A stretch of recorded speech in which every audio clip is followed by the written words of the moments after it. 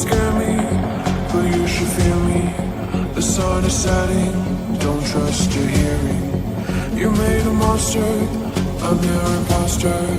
Go ahead and wander, but don't trust the water. Hey guys, and welcome back to my channel. Today I'm back with another true crime video, and we are going to be doing the story of Aviwe JamJam.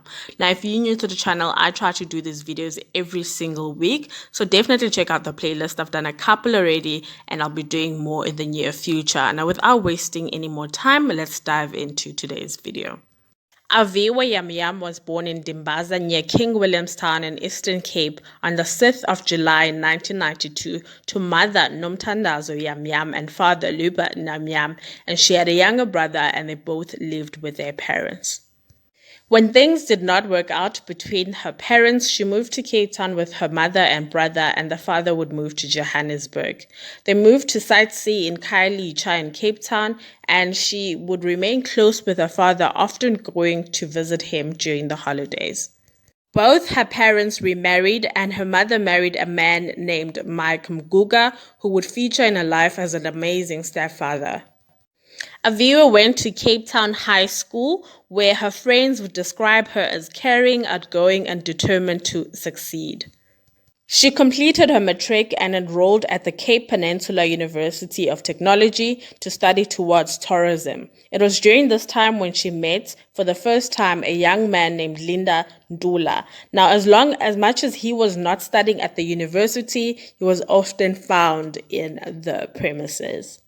The relationship started off really well and quickly became tumultuous, and Aviwe's mom later described Linda as someone who was very jealous and would lay his hands on Aviwe often. The family tried many times to ask Aviwe to leave the relationship, but she was so in love she did not listen.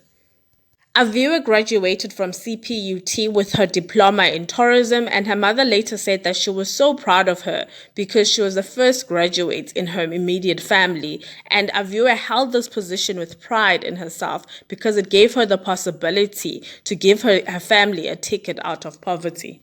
Very soon after that, she got employed by ACSA, which is the Airports Company of South Africa, and worked at the Cape Town International Airport, and things were really looking up for her.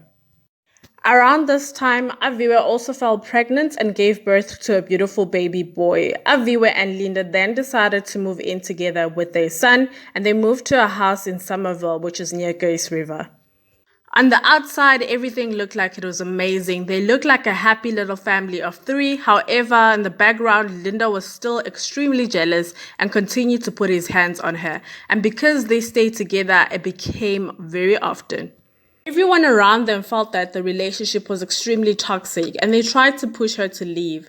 And finally, Aviwe got tired and started to fear for her life, and things were getting really worse. So she called her father, who was in Johannesburg, and asked if she could please move in with him and explain everything that was going on. The father says that he then said to her that she must contact his wife and ask her. Luckily, the stepmother agreed, and Aviwe dropped everything, including her job, and didn't tell anyone except her mother where she was going, and she booked a one-way trip to Johannesburg. When she got to Johannesburg, everything was great. For the first time in a really long time, she felt safe and motivated. A month after Aviwe left for Johannesburg, Linda, the boyfriend, went to Aviwe's family home in sightsee Khayelitsha and was received by the mother and the stepfather and asked, "Where is Aviwe?" And he said that you guys are hiding her, I know that. Because he wasn't receiving the answer he felt he needed, then Linda proceeded to hit the stepfather with a panga to the point that he had to be hospitalized. The family said that he was bleeding and the whole yard was full of blood. Thankfully, the stepfather survived and he was back home, but they did report him to their local police station.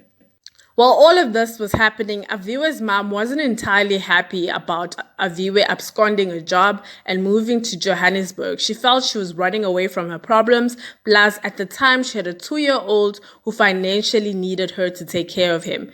Aviwe's mom then took it upon herself to start looking for jobs for her in Cape Town again. After 2 months of Aviwe being in Johannesburg, Aviwe's mother called her and told her she needs to come back to Cape Town as she had secured an interview for her at one of the hotels in the waterfront.